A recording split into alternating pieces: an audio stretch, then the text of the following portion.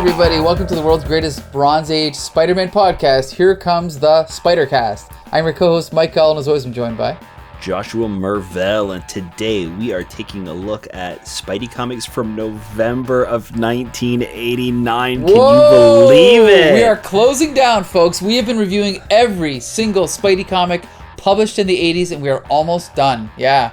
Crazy. Yep. Anyway, and we'd like to thank Bex Luthor for being on the show for most of the time. I'm Right? here. Thank you. That was. I don't think you meant that as a call out, but it sure sounded like a one. backhanded compliment. But I mean, Yeah. Most of the time when we've invited you, you've managed to get away from your busy life schedule to spend time with your friends.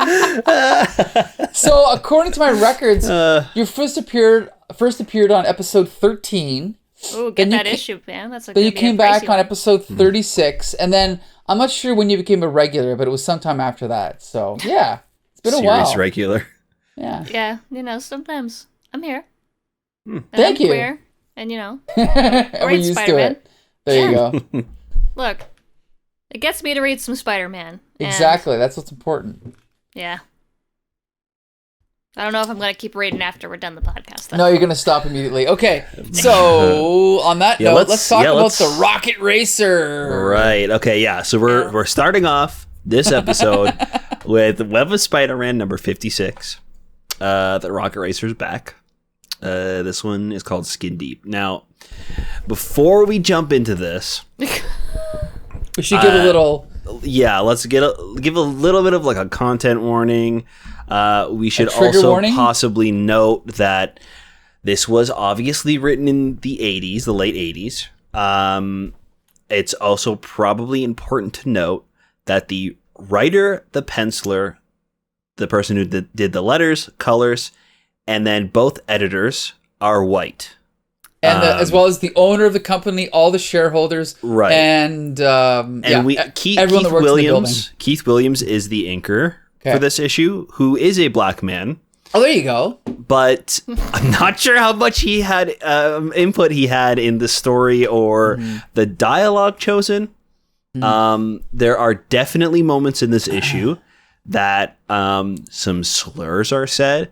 There are some pretty heavy topics that are unfortunately still very relevant today. Yes. So just kind of want to point that out before we jump into this. There is a lot of like adult content in this one, Right. and a lot of serious topics. Skateboarders are still a problem in 2022. Yeah, that's it. Yeah, So that's what's on the cover of this one. yeah. The cover is Spider-Man fighting Rocket Racer, who's a young black kid. Doesn't look good, Spidey. And there's like a riot going on, and there's a bunch of signs in the background that say white power, skinheads save, white is right, things like that. Peter Parker, he's in his lab at Empire State University. He's trying out a new web fluid. It's not going so well. It just kind of is like too gooey and immediately disintegrates whatever it touches. So he's got to rework what's going on. And he decides to put this web fluid away for now and hide it so nobody finds it. And his spidey senses go off, and he looks outside, and there are a bunch of white supremacists outside that are burning a cross, and they are like causing a scene and talking about how they're the like master race and blah blah blah blah. There's a crowd that's kind of shown up, and they're arguing with them, and that's when Peter puts on his Spidey costume to go break this up and stop whatever's going on. As he swings down, we see Rocket Racer as he zooms in on his skateboard, and Spider-Man tries to stop him and immediately just starts kicking him and like punching him, getting him to stop. Right. And he's holding him back from punching the white supremacists for some reason. It's a little confusing as of right now, but he ends up kind of like breaking out of Spidey's hold, and he starts beating up one of the leaders. Oh, what's the leader? Oh man, I can't remember Eddie the leader's name. Eddie Lacrosse? Yeah, sure. The whitest name you could possibly think of, Yeah. Eddie Lacrosse. And he starts kind of beating him up, and then Spidey ends up webbing Rocket Racer up as the police show up, and the two of them are on top of a building watching all of these white supremacists get arrested by the police. And then Spidey and him have like a little and Bobby have a little like talk on the roof, and we find out that Bobby has turned his life around. He went back and got his high school diploma, and now he's actually a student at Empire State University. And he talks about how earlier on, when he first showed up at the university with his parents on his first day, he was interrupted by this gang, and they beat him. They beat him up, and they like embarrassed him in front of the whole school and threatened his life, and it was this huge thing. So he donned his Rocket Racer costume again to kind of confront these guys the next time they showed their faces and tried to like do the same things that they were doing before. So that was his kind of reason as to why he showed up to beat up those guys. And Peter kind of goes, well, listen, I know that like you weren't trying to do a bad thing, but you know, you're doing a good thing, but doing it in a bad way. Like, even though that they're horrible people, they don't deserve to die or anything, and we should let the police handle it. Yada, yada, yada. So Spidey swings away, doing whatever. We have a little interlude with MJ. She's with some friends on a dock having a party, and she talks about this proposition that she has to like start her own modeling agency. And all of her friends kind of laugh at her and are just like, listen, like, you're too fucking stupid to have your own agency. Just be an actress or something. So this is where she gets the idea to be to like try out for a soap. And we should also mention this takes place for some reason before the events of last month's issues, because both Peter and MJ still don't know that Nathan is the one that is sick and not Aunt May. Right. Because sorry? Because no, he does say. Sorry. Well, no, I was just gonna say, but we have to also point out that there's 3 different Spider-Man books. So yes, it's out of order, but it's also because, right? Like, yeah, like it's out of order, but there's never really an exact weekly order. So. Right, but you would think if it came out the next month, it would be in a proper order, right? You know what I mean? Like, it's yeah. Because he because Nathan says something about, oh, I wish your aunt was here, blah blah blah blah blah, and then Peter says Nathan knows. I accidentally overheard Aunt May talking with a doctor about some test results. Apparently, the results weren't good. I think but Aunt May is always on the verge of dying. But next she never panel, does. He says, at first I thought that Aunt May's time had finally come, but she told me that it was Nathan who was truly dying. Oh, okay. Yeah. I must have skipped that. Never mind. So he's pointing out that Nathan knows that Nathan's dying. That's what he's saying, right? Oh, okay, gotcha. Yeah. I'm sorry. Doesn't really matter. Yeah. Right. So then we get a phone call from Harry, and again, he's like, oh, I know, I'm supposed to help you move or whatever, right? I'm supposed to help you into your new place on Saturday, which did happen last month. And he's like, no, I've got a surprise for you, which I assume is the upstairs unit to his house, right? So we're getting a hint as to something that happened last issue. Peter goes for a little nap, wakes up, kind of talks to MJ. Aunt May walks in and wakes them up for breakfast. She made corn fritters. Right. Yeah. So that's cool. Peter goes back to school in the morning after his great breakfast, and there's another riot going on, and we see that Peter overhears these white supremacists going on about how tonight they're going to go to the building where the Afro-American classes are being taught. Right. And they're going to burn it or do something. So Spidey and Rocket Racer end up running into each other that night at the college, and Spidey's trying to convince Bobby not to do anything about it, and that's when the building actually just explodes. Bobby, in his Rocket Racer costume, zooms down to go confront him. Spidey is swinging into the building after him and trying to like make him stop from like, I don't know if Bobby's gonna beat him up or kill him or what his whole deal is, but Spidey ends up punching Bobby instead of the bad guy and just like webbing him up or whatever. The bad guy thinks he's gonna do something and just get rid of both of them. He ends up picking up Peter's lab experiment with the web, and as he lifts it over his head, Bobby shoots it with one of his rockets, and this goop falls all over him and starts disintegrating him. And Bobby ends up getting away. Spidey chases him, and but Rocket Racer is too fast for him, so he ends up going back to the classroom. And this white supremacist guy Eddie is just gone, and it looks like there's half dissolved human skin trails just like going down the stairs. So we're not really sure what's happening. We cut over to an epilogue.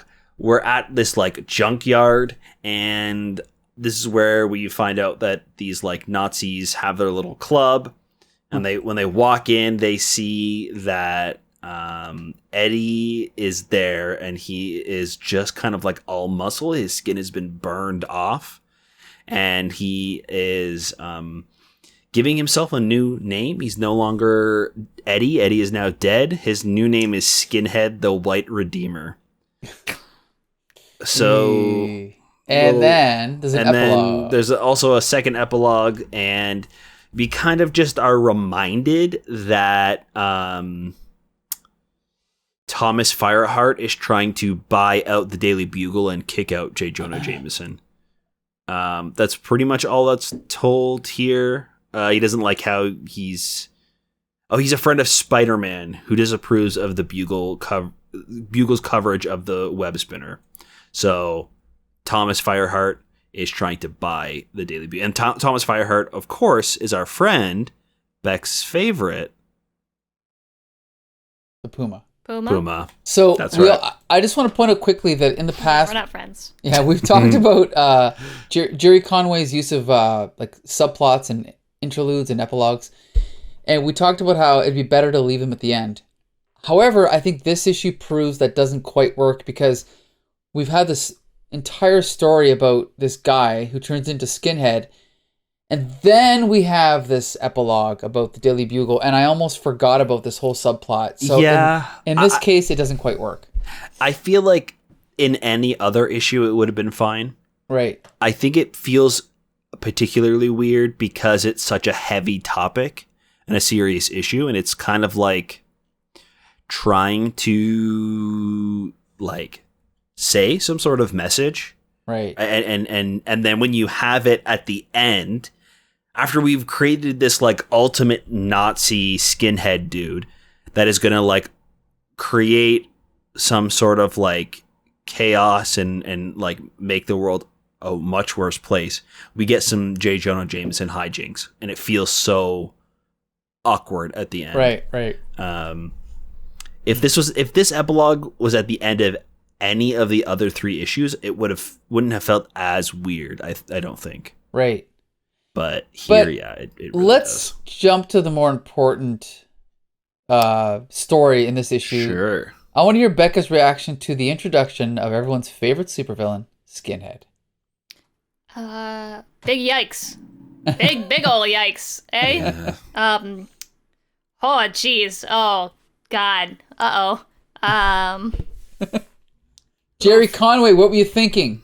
I mean, I get it, but... No. Ooh. Here's the problem. You can punch Nazis and it's okay. We cannot tolerate intolerance. It doesn't work that way. So while Peter is supposed to be the voice of reason in this, he's like, I see absolutely no problem with what Bobby is doing. These men accosted him and racially degraded him in front of his mom and his younger sister, threatened both his mother and his younger sister, and are now threatening other black people who go to this school, an entire building worth of people. Yeah, kill him. Yeah, I'm with you on that. We can't, and we don't even know if he was going to kill him. Maybe he was just going to beat him up. Peter beats up Bobby.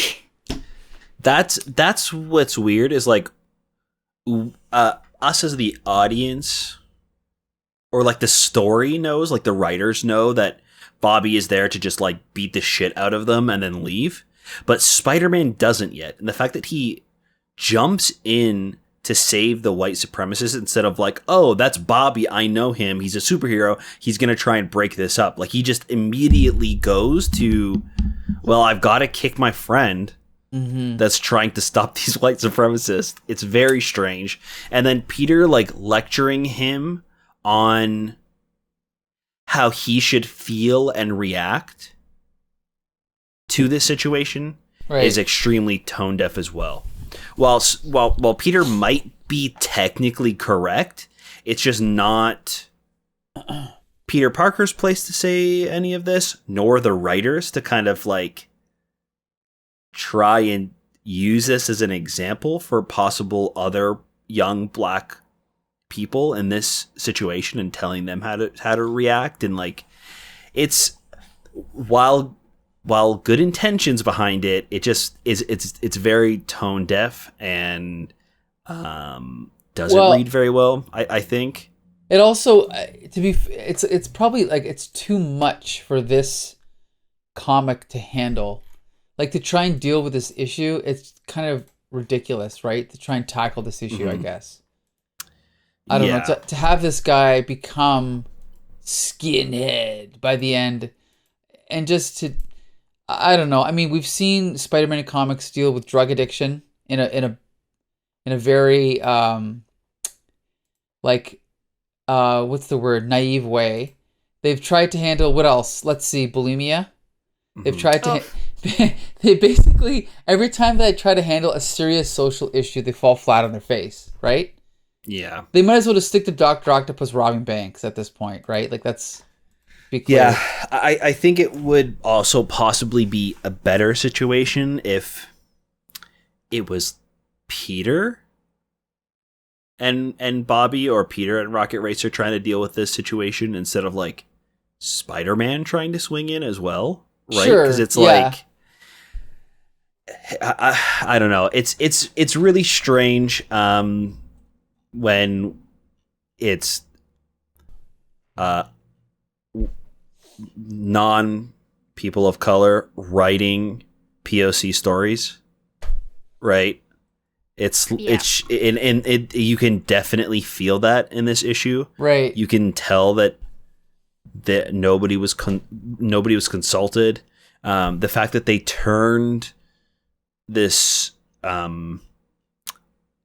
very real bad guy that could be like a real person or like a very real scenario, and they kind of make him a cartoony bad guy by the end of it and give him like a funny, goofy Nazi name. Definitely doesn't help either. Like, it kind of downplays the seriousness of the stakes of the story of what's happening. Right. If they just made him a guy, like a very real dude, and you had Peter in his personal life dealing with this with Bobby as a superhero, it would maybe feel a little bit more right. Elevating it to this like cartoony superhero stuff, I think diminishes the story that they're trying to tell. Right. I don't know. And then another big problem is it's this is all from Peter's perspective, right? If you're gonna do a story about this, can the main character at least be the black guy? Like, this Peter's like, I don't understand why he'd be so upset about this. Right. And it's like, Peter Parker, a man who's never had to deal with any sort of discrimination based on how he was born at all. Like you have Peter, he's friends with Bobby, and they go to school together. He sees things like this happen to Bobby, and he's like, I never thought about it before because didn't have to. Because he's the very privileged white boy. Get a guest writer. Like,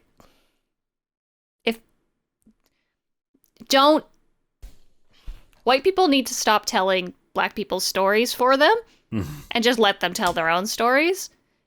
That doesn't mean that white people shouldn't have black characters in their stories, but like, bruh, this isn't it. Right. When it's black stories, it should be black people telling those stories. Well, especially when it's Right. about the black experience. Yeah. Like, Well, that's like, we should. Oh, go ahead. Like, if you're gonna have like a white guy write for Black Panther, that's genuinely fine. But if the story is gonna be about Black Panther's experience as a black man in America, maybe it should be a black guy writing that story. But if it's like exactly that. T'Challa in space fighting Thanos, all right, maybe not so important. But like, we should also point out. Oh, go ahead. no, it's just that because I'm just kind of like skimming through Gerry Conway's like Wikipedia page. I kind of forgot he's also the guy who created Vibe. Do you guys know Vibe from Justice League Detroit? He was one of the Vibe's first the guy because he's in the Flash TV show, right? Right, but that version's actually Way like different. Appealing and funny and interesting. The comic book version is a horrible Latino stereotype that talks in like 80s sitcom Latino slang, and like everyone hated Vibe in the 80s. He was complete shit. And I mean, I love Gerry Conway, but that's probably his worst moment, was creating Vibe in the 80s. Ooh, yeah, huh? Oof. And yeah. Anyway, I kind of forgot about that, but Just looking at some pictures here on Google. yeah. Oh, I forgot. It looks like he's been updated, which is nice. Yeah, I mean, I'm sure he's fine now, but Yeah. no, don't Especially get me because wrong. the TV show, they're like, what if cast a not white guy as a not white guy? Mhm. Oh god, this outfit, bruh. Yeah. Anyway, yeah, this one's not good. This one's not it. I don't know if you could tell from the freaking cover, where it's like you got the white supremacists on this side with Spider-Man, and then you have Rocket Racer and the black kids on this side. Yeah. Yep. Yeah, it's... And like doesn't look Peter great. is way too blasé about the Nazis saying that he's one of them. Right. Peter's response to all of this is just, and like, he can have a very privileged response to all of this, but maybe he needs to learn a lesson at the end. Right. That life's not black and white, and you know, sometimes Nazis need to get fucking punched in the face. Yeah. Yeah. Anyway, so I guess we don't recommend Web of Spider-Man 56. No, Not a good look. No, it's not great. I like seeing Rocket Racer back, but other than that, Yeah, I think he's a fun character. I like the idea of him coming back and being like a well-known like B-list superhero now around. Right. Him and Spider-Man can team up, especially since they're going to the same school. But this story, I hope this arc is quick. I don't worry, it's hope this only arc is quick. 12 parts. No, I'm just kidding. It's 2 parts. Okay, thank God. Oh, there's another part of this. Of course. Yeah, it says to be Well, Skinhead just showed up. Yeah. And now he has to get defeated by Spider-Man punching him, and then getting sent to jail, where he'll definitely stay for the rest of his life, and not get put out on bail and immediately by his buddies, the cops. Oh, wait a minute. You know what? Now that we're talking about Skinhead, let me just see really quickly. Oh, how's the election going? No. Oh, that? Okay. Now that since we're Speaking live, of racists. let's see. We're at 38 to 36. GOP's catching up, folks. Ugh. Wow. Also, we're Canadian. in case Yeah, we people are don't know. Canadian. But okay, so I'm just looking up Skinhead to see if he made any other appearances. I think just the next issue of Web. You are correct. Yep. 2 Yeah, I appearances, think- then he disappeared. Yeah, he's one of those characters that, like, people are like, oh, what, like, random insert should we bring back for this Marvel movie? They're like, we'll put Frogman in the She-Hulk series. Oh, not this one. Nope. Right. Nobody, nobody's putting this one in anything. Right. He's dead in the ground. Oh boy. So yeah, we don't recommend this issue, but I do like the cover. But anyway, okay, so now we're gonna jump to Love the cover. Amazing Spider-Man number 324. Much better cover. Featuring Becca's gonna tell us all about this one. Good luck. You know, at least the one about the Nazis, I knew it was happening. Yep. Oh boy. Very true. So let's not forget where we left off in this arc. We're in Silver Sable's country. The king has been the king's fiance has been assassinated. The prime minister has been assassinated. And they believe that the CIA is somewhat responsible because they found a suicide pill on the ground. You know, good enough for me. That only the U.S. agents. Only U.S. CIA agents use. That's a dead giveaway. So let's not forget that that's where we ended. We start off with Solo. So, everyone remember Solo? Oh. I do, because I read Web of Spider-Man number 19. Yeah. But anyway. I was gonna say, when was the last time we saw Solo? Was it Web of 19? I think so, Yeah, yeah. I think he doesn't so. really Cool. show up much, you know? His name's James Bourne. Not Jason Bourne, but James Bourne. Yeah, he doesn't show up because he sucks. Oh, Anyway, here he is. can I point out the Bourne novels are from like the 70s, so that's probably a direct reference. Oh, Anyway. is it? Cool. Yeah. Oh, okay. So Solo fights terrorists by killing them with guns. Yeah. So we find Solo and he has accosted the ultimatum agents and he just kind of kills them all. And then one guy's like, "Wait, I surrender," and then he's like, "I don't care," and he kills him. Because his catchphrase, what is it? While I live, terror dies. Shout out. Big mood. So the representative of the American embassy is coming to Simakira, or however you pronounce this country's name, because they believe that the CIA is involved in the assassination of their prime minister. Big deal. Silver Sable shows up, and then also Spider-Man shows up, and one of the Secret Service agents is like, "Wow, it's Spider-Man, everybody!" But everybody else is like, "Why are you still here? Like, we don't need you anymore." Then we get a couple good digs at the American government. Shout out to Silver Sable for having the balls to do it. And Peter makes a statement on live TV to try to get the news out to Mary Jane that he's okay. Which I think is really dumb. But then they're watching it on TV, obviously, 'cause Spider-Man. So Mary Jane is like, "Oh, I forgot to tell you, Aunt May, that Peter's okay." And Mary Jane gets pissed that Aunt May gets pissed that Mary Jane didn't tell her before. But it is what it is. Then back in Simakira, Captain America shows up as a goodwill faith effort from the Americans to help to find this assassin. Not who I would have picked.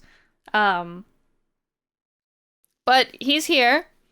And him and Silver Sable and Spider-Man all go searching for this guy who's the leader of the ultimatum terrorist group. We get a cool scene of Spider-Man standing on the side of a statue. And they tell him, they're like, "Cool, Spider-Man, your money's at the desk, like, you're good to go home, whatever." And of course, Peter's like, "I have responsibility, so I'm gonna go anyway." So Captain America asks him about this. He's like, "Man, why'd you stay?" And Peter says, "Because I love America." He's like, America's my country too. The weakest response possible. we have a nice ski slope fight with some ultimatum soldiers, and they're getting their asses handed to them by Captain America and Silver Sable. And so the leader tries to get away, but Solo shows up because I forgot he could teleport. So yeah, it's like Solo, one of his. Yeah, go ahead. Yeah, it's one of his like. Sorry, I forgot Solo, the greatest comic book character of all time. I forgot what he could do. So he shows up and he tries to get the leader of the Ultimatum group, but Spider-Man and Silver Sable and Captain America show up, and they knock him out. And he's like, "What are you doing? I would have had him, and now he's going away. So now he's gone." They all have an argument about the proper way to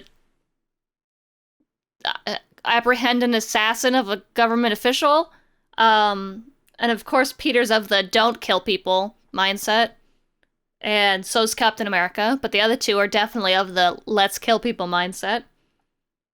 And then they find out that it was Sabretooth that killed the Prime Minister. You know, why not? Because they find a drawing of him. They find a drawing of Sabretooth, and they're like, it was him! Solo blinks out of there, and they're like, well, I guess we didn't need his help. And then they decide that they have to split up to go after either the Captain of the Ultimatum or Sabretooth, and the Americans had to leave the country because they were getting death threats. And Silver Sable says, if we don't figure out this assassin, it's going to be war. And then the issue ends. So maybe someone should just kill me. I'm just going to start my review by saying I really like the art in this issue.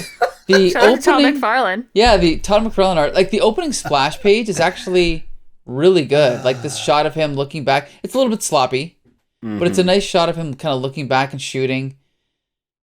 And then throughout the issue, there's some really good moments, like when Solo, when he smashes his gun into the guy's goggles. That's really cool, eh? Like, it's really effective.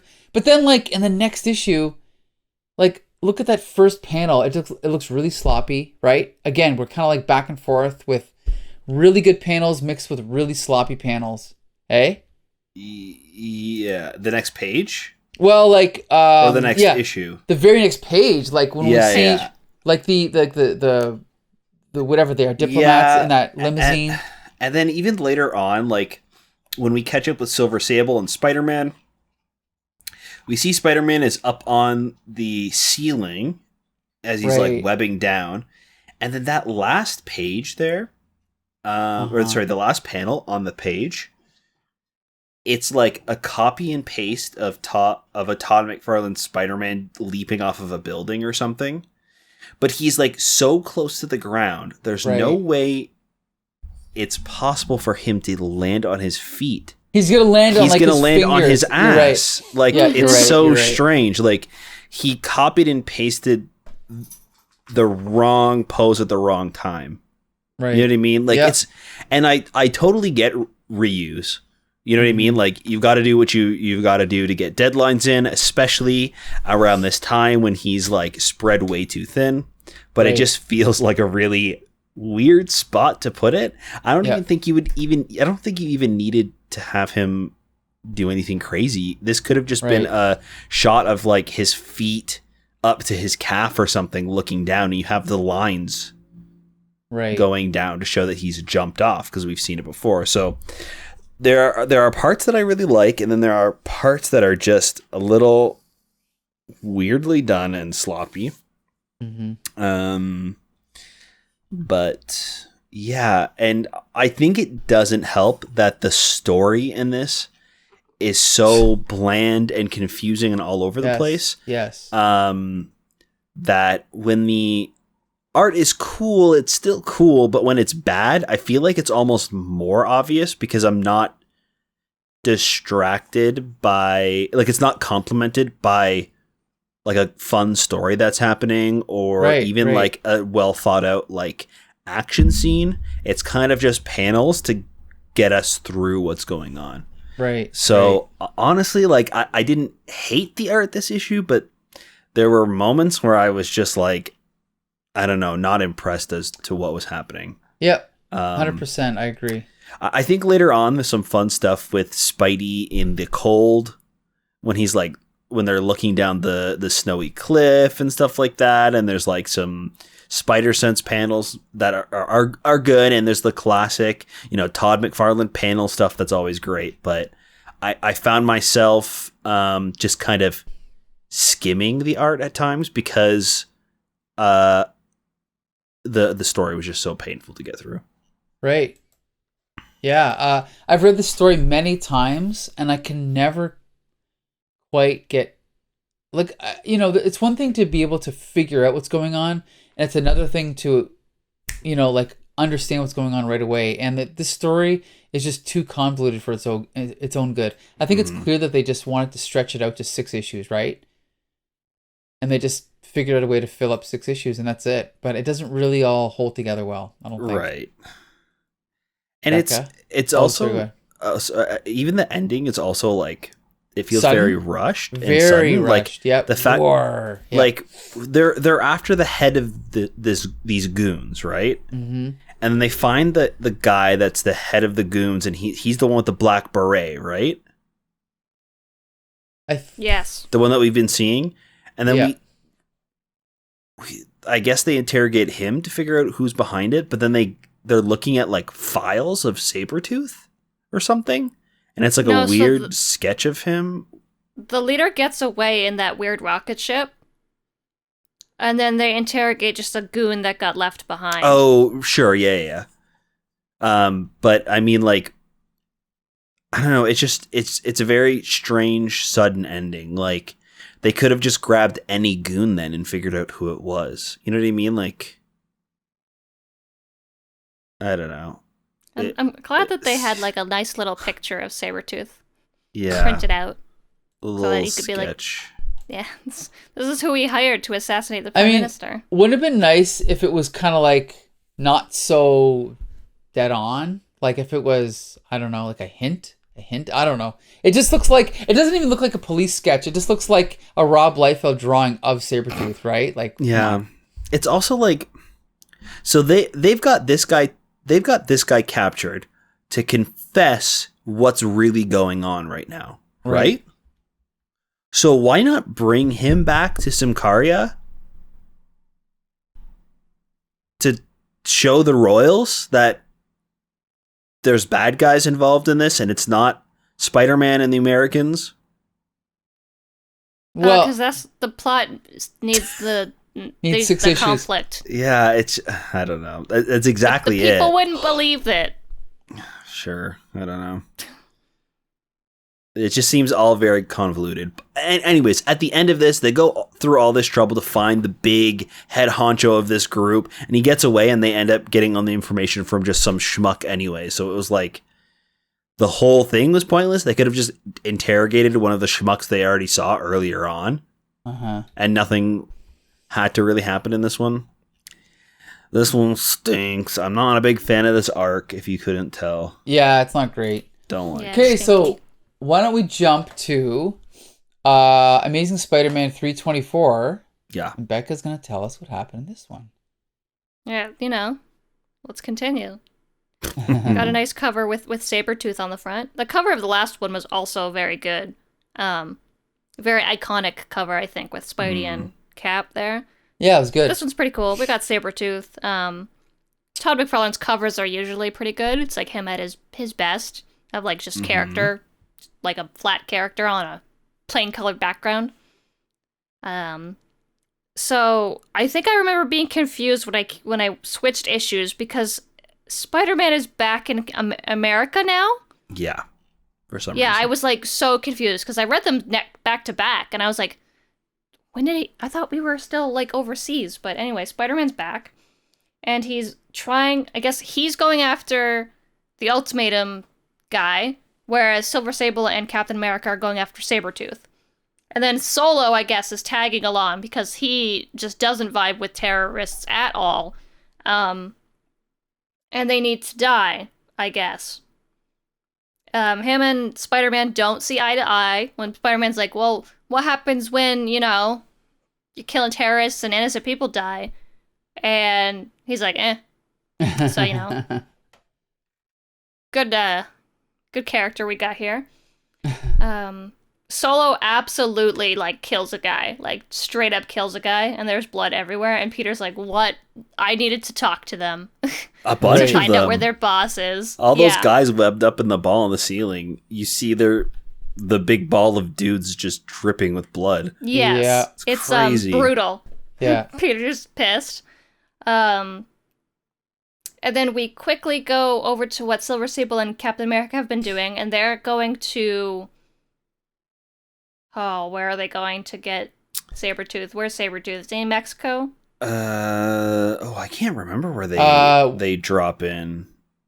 Mexico, yes, It's just some Mexico. jungle. Okay, in Mexico. Yeah, Mexico, like a jungle.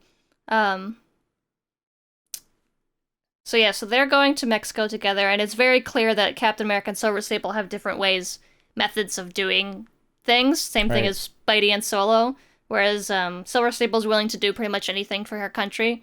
And Captain America is as well, but he's like not gonna kill a guy if he doesn't need to kill a guy, whereas Silver Sable's like, I'll straight kill a guy. She's like, I have no remorse. So they parachute down, and they, of course, immediately land in the appropriate spot, find some goons. Captain America shows up, and they're like, we're not scared of you. We know you won't hurt us. And then he does the, but she will, which is absolutely where they got that from the Winter Soldier movie. So that's cool. Cool little tidbits for MCU stuff. But so Silver Sable starts beating the shit out of all these guys, and the last guy conscious, they take him, and they're like, you're gonna tell us where Sabretooth is? And he's like, yep, sure.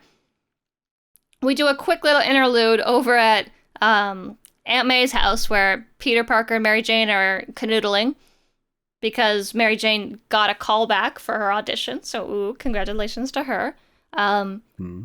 We also we need to have some sort of ass shot in this issue, or else what's the point? Exactly. So, it's implied that they have sex. They're married. It's totally fine in the eyes of God. Next page, and in the morning, Peter is going off on another tip from Captain America about where these guys are, and he's like, I wonder if Solo's gonna meet up with me. And then he sees a very, very, very, like, distressing looking guy in a trench coat. He's like, there he is. That's gotta be him. And it's just Solo in his full green unitard with a trench coat over top and a hat. No one will know it's him. And then he immediately runs away from Spider-Man and is like, I'm gonna attack without mercy. And it's like, Peter's like, we gotta get these guys some information. Like, I don't know what's happening. So Peter's distraught.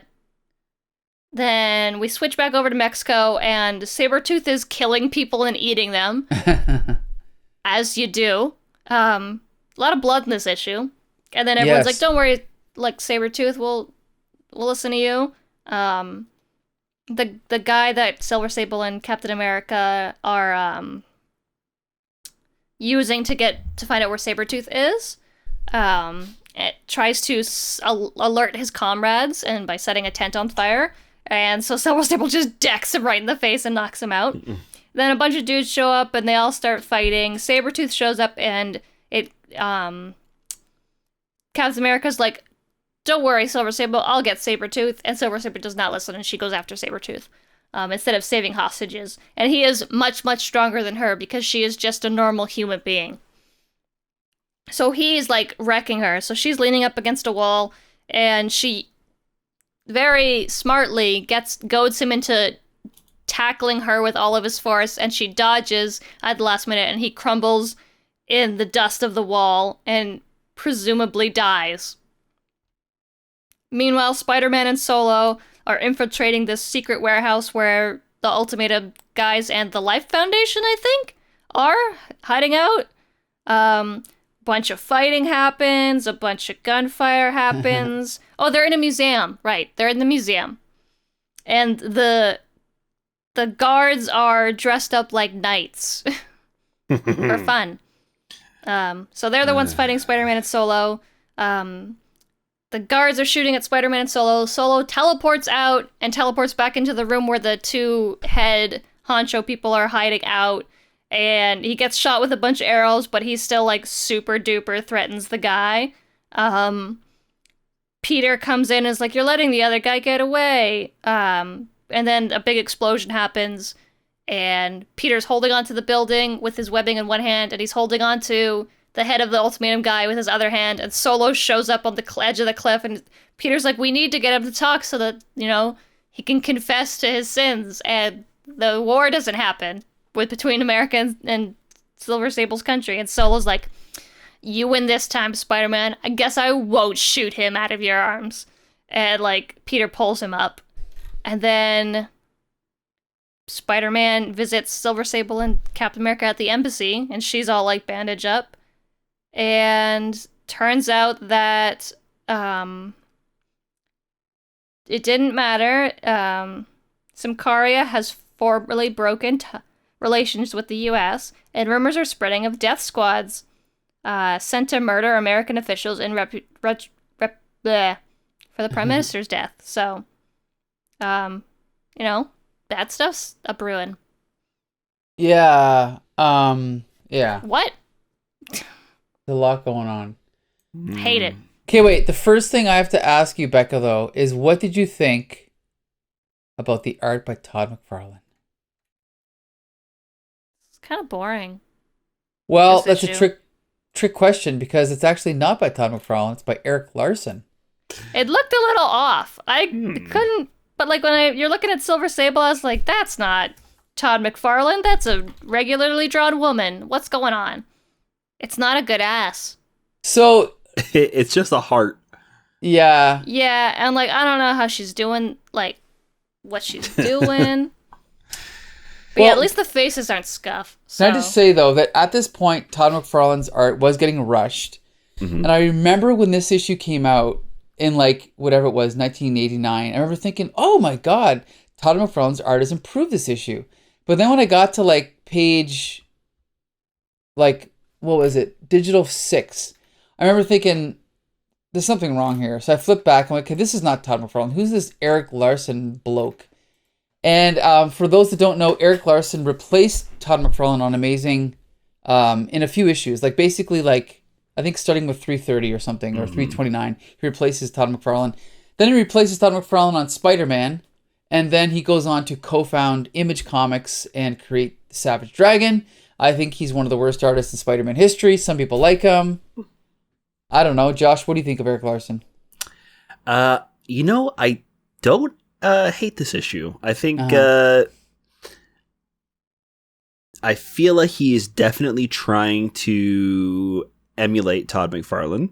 Right. I think it also just goes to show that it took you a few pages to even realize it wasn't him. The spaghetti webbing is here. The pointy feet of Spider-Man and his insane poses that are just impossible for any human to be in. It's all kind of there. And I also think that at times his anatomy is better. There are definitely times where it's worse or on par, but it feels more. I think what it is, it's almost exactly Todd McFarlane, just less sketchy. I think that possibly makes the anatomy feel more solid because there's not a bunch of lines breaking it up. And I think in certain panels, it works really well when you're it's clearly showing what's happening. But then when the anatomy is off and things are a little bit more fudged, not having the busyness of the lines everywhere, I think makes it way more obvious that he's not as strong of an artist as others. Well, yeah, if you just look at the cover by Todd McFarlane, it's an excellent cover of Sabretooth confronting Spider-Man. I think it's a great cover. Which doesn't happen in the issue. No, of course not. But we should also point out Al Gordon is at the time was one of the better inkers in the industry. I think I mostly know him from teaming up with Gerry Ordway. And the thing I noticed about this issue is that it feels more like a regular comic book. And I'm saying that in a good way. Especially the scene on Digital 10 when Spider-Man's kind of hanging out at the top of those trees and then Solo walks by in the trench coat. I'm not saying it's a great scene, but there's something about it it's almost like, oh yeah, everything's a little bit more normal. Like whereas Todd McFarlane fudges a lot of those details.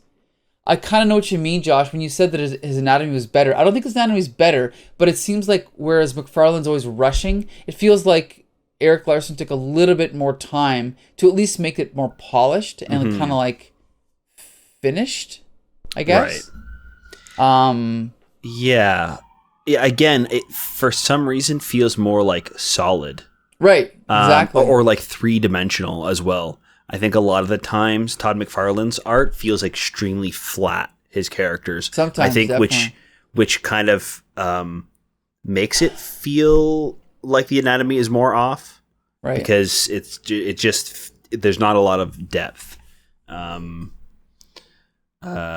yeah, again, the art is really great and then really bad in spots, and I feel like that's very similar to Todd McFarlane, where like. It's really great when it needs to be, and when then in panels where it doesn't really matter, you can definitely feel it's rushed. Yep. Yeah. Speaking of rush, or do you want to talk about the art real quick, Bex? Yeah, I don't like the way that he draws Captain America at all. Sure. With his giant Liefeld proportions of like the Dorito body in that one scene. I also don't like the hypersexualization of both Mary Jane and Silver Sable in this issue. Silver Sable has constant lip injection, pouty lip syndrome. Her mouth is always parted open.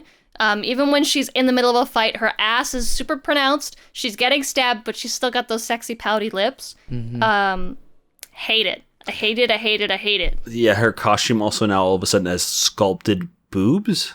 Yeah, it's not how fabric works, my guy. Yeah, she's just naked, and then they drew her costume lines on her, really. You could really tell when people draw naked women and then just color the costume on. But yeah, just it's gross and objectifying to me. I don't like it at all.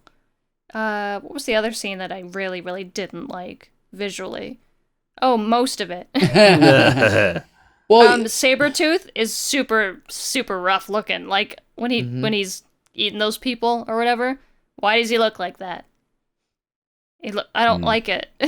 Well, also we should quickly say that on top of this issue, completely objectifying women the way they draw Sable and Mary Jane. You're like you pointed this out earlier. It's so bloody. It's not really typical for a Spider-Man comic to be this violent, right? Yeah, the first couple pages is a lot of people getting slaughtered in webbing. Like, that's rough, dude. Right. Well, even with Sabretooth hanging that guy by his feet and calling him meat, like he's clearly dead. He's like mangled up. There's blood just pouring out of this guy. Right.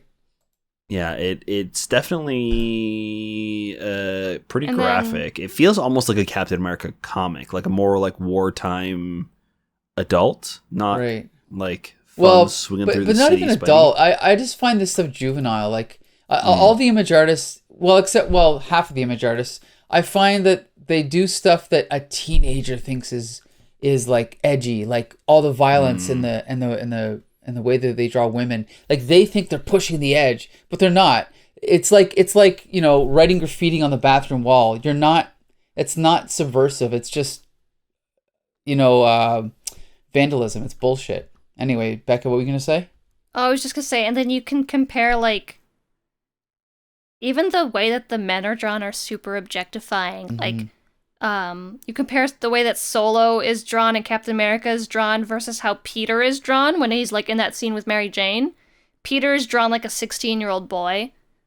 And Captain America and Solo are these buff, jacked men with huge chins and stuff. It's just gross. Right. Like, it's almost like he doesn't think that Peter is like a man enough, and he's drawing like these actual men, the alpha males, and Peter's a fucking beta simp over here. But he's the one with the hot wife, so it just has ick all over this one. Well, I'll have you know that in the last 30 years, McFarlane, Larsen, and Liefeld have not improved at all, and they still draw exactly the same way. So that's good to know. I've seen some Liefeld art that's a little bit better. I haven't. He took an anatomy class. His women don't have 7 feet long legs now. Are you sure? Really? I mean, Or it seems to? It's pretty It's not what easy it to was. improve Okay. from where he was. Okay. I will I'm say not though, saying the butt boobs don't exist, though. yeah, But Mhm. there are some moments where I kind of liked the action. You could tell that he's taking some of the panel layout and just the layouts in general Right. from Todd. Like, there's this scene later on when Spidey and Solo are crashing through the building after Sabretooth is knocked out by a wall. By the way, can we talk about that? Sabretooth. So he's dead. yeah, he dies from a wall, I guess. Anyways, just This after is the that, last appearance, yeah. yeah. Just after that, we see Spider-Man. He's like, there's like a panel where he's like really up close to the camera, let's say, and then in the background it's more grayscale, and we can see Spider-Man jumping into frame and then grabbing this guy, and then he jumps over to the wall and he jumps off the wall, and it's like connecting the different Spider-Man in the background, grayed out, to the current Spider-Man that is like jumping outside of the panel. Which page is that on? I don't have the page numbers. It's after after Sabretooth is like, you see Sabretooth under the wall. It's the 2 pages after that, the first panel. Oh, I see it. Yeah, that's pretty cool. Yeah, it's fun. Although I do think that an outline would have been better. You know what I mean? Instead of just grayed out, but whatever. Yeah. I see what you're saying. Yeah, it's pretty cool. Yeah. But, you know, what's funny is even in that panel, Spider-Man looks so two-dimensional. Like, Erik Larsen has, drawn all this feathering on his muscles, but the feathering or like the shadows do not follow any source of light. It's just he learned to draw by looking at comic books, and like this anatomy, these legs are not coming out of a body. They're just two-dimensional flat drawings on a page. I think it's pretty terrible, actually. Yeah, it feels like the color should be reversed on his body almost. Like the highlights, the parts that are sticking out are in black. Yeah. And then, You're right. Then, you're right. Like the creases of the different muscles are like bright blue. It's almost like his muscles are glowing blue in between. It's terrible. Yeah. Well, that's the thing is like that's like the thing about most of the image artists is they learn to draw by looking at comic books, not at real people. And I don't know, man, this is pretty terrible, actually. And the story sucks too. Yeah. Oh, it sucks so much. Man, I hate this arc. Yeah. It's not great. This is the last Amazing Spider-Man arc we're going to be talking about on the podcast. There's a little bit more. There's Acts of Vengeance, which is not much better, but yeah. Wait. Well. Yeah. So I know. guess it's safe to say we don't recommend. Yeah. No, we don't recommend this issue, and we definitely we don't recommend this storyline, do we? No, and it's not even done yet. No, there's I don't think there's any way to redeem this too. Like normally I'd say like, oh, I'll give it a chance, but I don't care how it ends. It could it can't make up for the rest of it. Right. Like you could stop right here and not even care. And I would never think about it again, except, man, remember when I had to read that shitty story for that podcast I do? Mm-hmm. But I guess that'd be a lot of memories. Well, speaking of shitty, Mike. Oh. Mike? I think you're up for the Spectacular Spider-Man number 156. Oh, I forgot we still had one more. We still got one more. Mike's like, that's it for Spider-Cast. Yeah. Hey. Oh, geez, man, this is a long one. Okay, hey, if folks. you want to skip. No way. We read it. That's spectacular. I'm not going to miss a chance to talk about Banjo. Okay, so take that, Spectacular Spider-Man. You're getting forgotten this week, not me. Yeah. So, if anyone remembers last week or last episode or whatever, Joe Robertson. I remember bitching about it. Yeah, and Tombstone fell from a helicopter into the Appalachian Mountains, like a big forest. So this issue starts off with Spider-Man searching for Robbie. And as he's searching, he comes across a guy, this big giant, like hulkish looking character that looks, well, deformed in some way. He's got big bug eyes and like kind of like, I don't know, like not fangs, but like big Like pointed teeth. jagged teeth, yeah. Jagged teeth. And he starts fighting this guy, and then there's these other characters around as well. A kid who seems to have telepathic powers, and he's fighting these creatures, or these people that are oddly shaped, and eventually he gets knocked out by the kid's telekinesis. And then we cut back to the Black Cat, who I think we just saw the Black Cat, right? Was it Web? No. Very briefly. Yeah. Oh. In the last issue of Like a Spectacular, I rooftop. think. Okay. And she's like crawling around, and she's looking for Spidey. And we cut to the inside of Harry Osborn's like new apartment that they got that Peter's gonna be renting from, right? And we have a little kind of subplot with Flash Thompson hitting on one of the people there, and he completely strikes out. And what's her name? Liz Allen is kind of like, oh, Flash used to be the cool guy, but now he's such a loser type thing, right? So maybe we're going somewhere with that. Who knows? This is the best page in all the comics that we've read this entire month. Right. And then meanwhile, what's it called? Mary Jane is like, is that Mary Jane? Yeah. Yeah, with the ponytail. Oh yeah, she's got to go visit Chrissy at the hospital. So meanwhile, Felicia Hardy looks down and sees that Flash Thompson's down on his luck, and she's like, she's thinking in her head, this gives me an idea, but we don't know what yet. So then we cut over to J. Jonah Jameson and his wife Marla, who we barely ever see in the comics, and he's basically upset because he knows that the Daily Bugle is being bought out by Thomas Fireheart, aka the Puma. And then we cut back over to Spidey, who is now waking up, and he's surrounded by these mutated freaks in the Appalachian Mountains, and they're all talking it up, and they do what any character would do in a comic book, and that's explain their origin. Mm-hmm. And so we basically flash back to the pregnant mother who is like raking a farm right next to 3 Mile Island, and we see these giant nuclear reactor like smokestacks, right? And like she's like talking about how the air like sparkled, right? And then we see like her first baby in the hospital being born, and it has like little kind of claws on the end of its fingers. And then we see when it's born, it's this guy who's on the cover, Banjo, being picked on by kids and like running away with his bug eyes. And then he's got this little brother who's named Abner, and he has telekinesis, and he's able to kind of like fight off all the bullies with his telekinesis.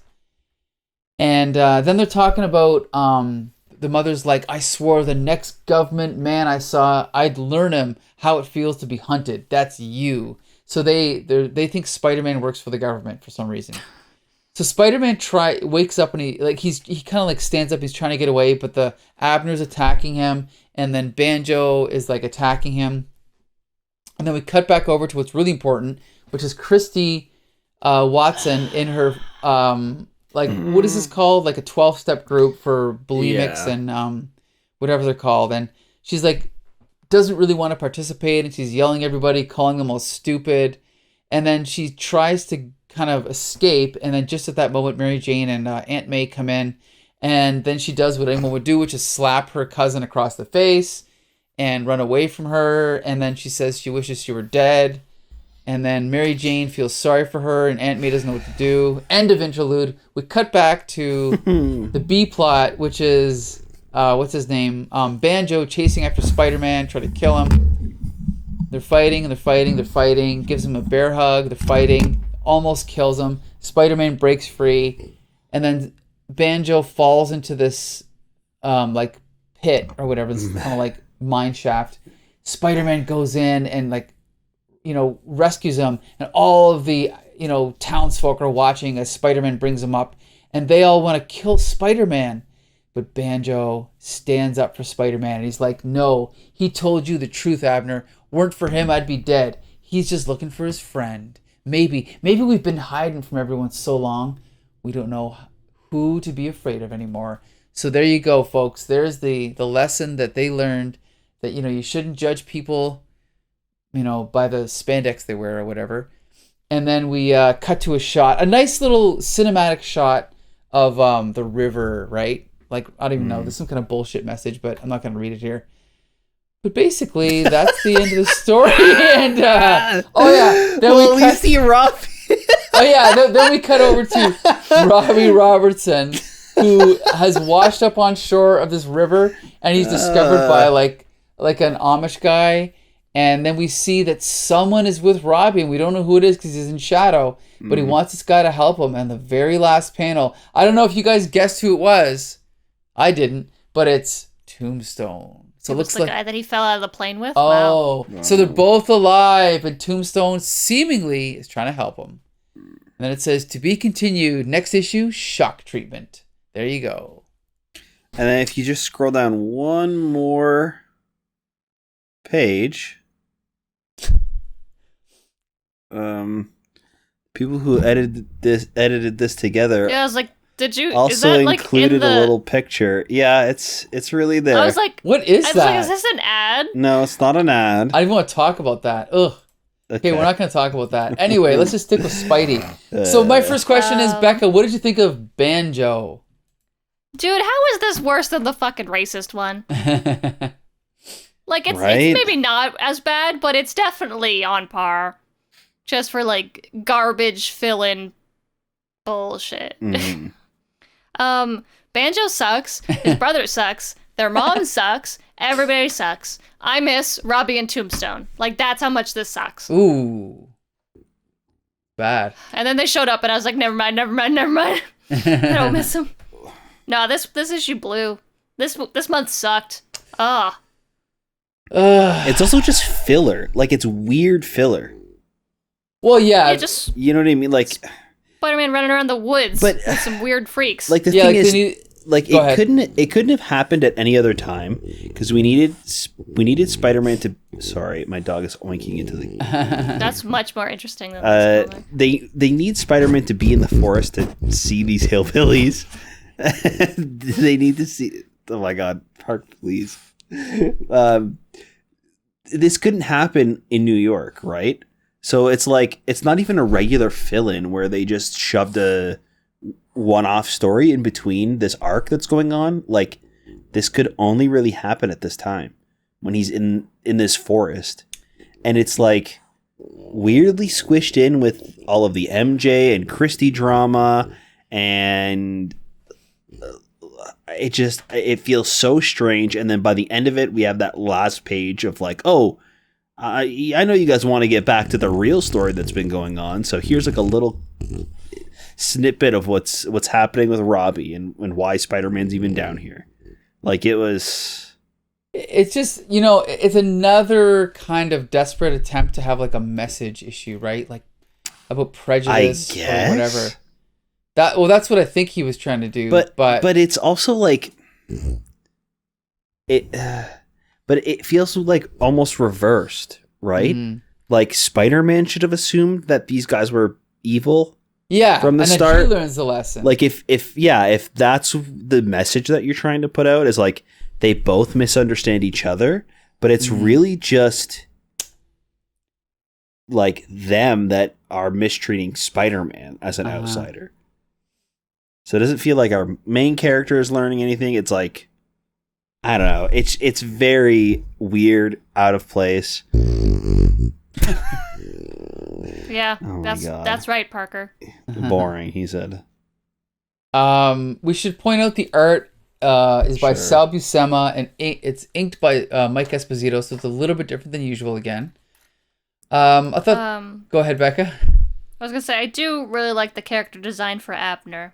I like him. Yeah, I mean, Sal Busema. Not the other guy. Yeah, well, I think Sal Busema, he's a very specific kind of artist, but one thing about him is I think he's actually really good at drawing these kind of freakish characters, personally. I like his design for Banjo. Like, yeah, it's very off-putting. It definitely does what it's supposed to do. Yeah. and he definitely looks unique.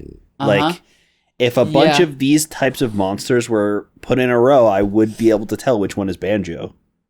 And also, now, okay, the bad thing is there's a lot of pages wasted on just fighting, but I don't know. I don't hate this issue. It's just not very good.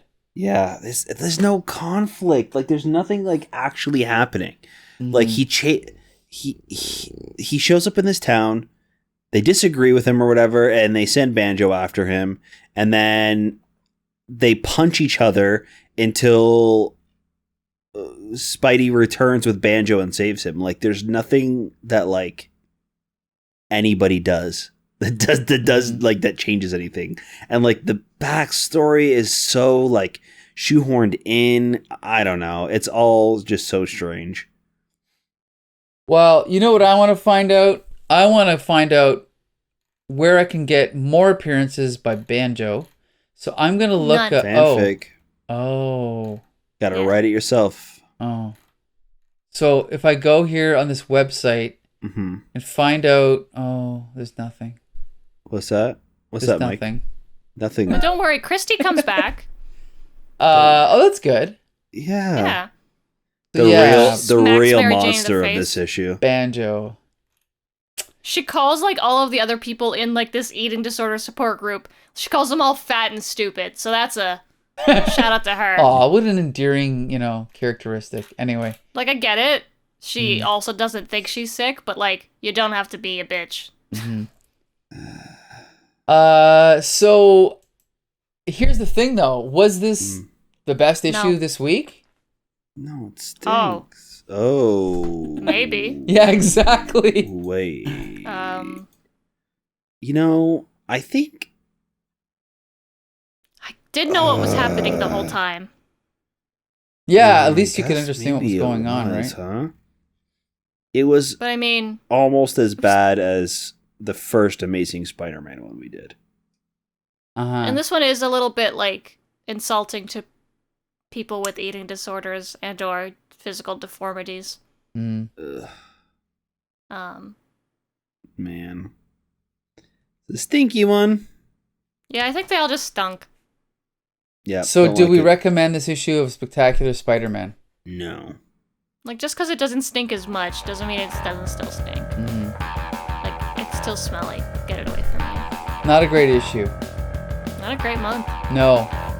Oh, no wonder the comic book crashes in the 90s. Jesus. I know, Don't worry, we're almost done. Spider-Cast. Got out with a bang. Woo! Yes. There's nothing good to say this week. Great. No. The Well... bang is my head hitting the table. Exactly. But guess what? Be sure to join us next week, because we'll be reviewing 3 episodes of the cartoon featuring appearances by the Black Marvel, Electro, and Hydro Man, the return of Hydro Man. Those have got to be great. Yeah, I'm sure we'll enjoy that review, right? I love Electro. I can't wait to see his origin story be identical to the comic book. Don't forget to watch all 3 episodes, Becca. All right. Oh, I absolutely will. Don't worry, especially the Hydro Man one. Awesome. Okay, Josh, you can take it from here. All right. Thanks, everybody, for listening to the podcast. Let us know what you guys think about the comics we're reading and the podcast themselves. You can find us anywhere you can find podcast. Let's keep in touch. Find us anywhere at thecomicsyndicate.com. All right, and until next Monday, Spider Friends, go for it.